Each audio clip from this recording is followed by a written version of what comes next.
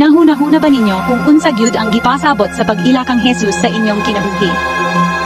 Atong pamalandungan ang usa ka gamhanang higayon gikan sa Mateo 16:30-19. Handurawa nga nagbarog ka atubangan ni Jesus, naminaw kaniya nga nangutana, kinsa man ako alang kaninyo. Sa Mateo 16, si Jesus nangutana sa iyang mga tinunan, og usa ka simple, apan makapausab sa kinabuhi nga pangutana. Kinsa man ako alang kaninyo. Si Pedro mitubag, ikaw ang Mesiyas, ang anak sa buhing Dios. Kadtong higayon na dili lang para kang Pedro, para ka na kanatong tanan. Giimbitar ni Jesus ang matag usa kanato nga makita kung kinsa gyud siya. Dili lang usa ka maayong magtutudlo, kundi atong manluluwas ug higala.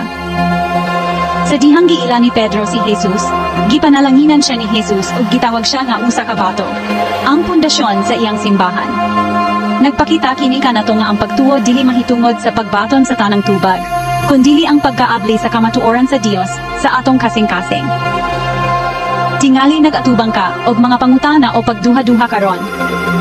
Okay, raka na. Gisugat kita sa Dios kung asa kita, nag-imbitar ka nato sa pagsalig kaniya, sama sa gibuhat ni Pedro. Pagguha og usa ka hilom nga higayon. Kinsa si Jesus alang kanimo? Samtang musubang ug mosalok ang adlaw, ang iyang gugma magpabilin. Huptan nato ang pagtuo, nahibalan nga kung atong mailhan si Jesus, hatagan niya kita, og kalig-on og paglawom alang sa matag bagong adlaw.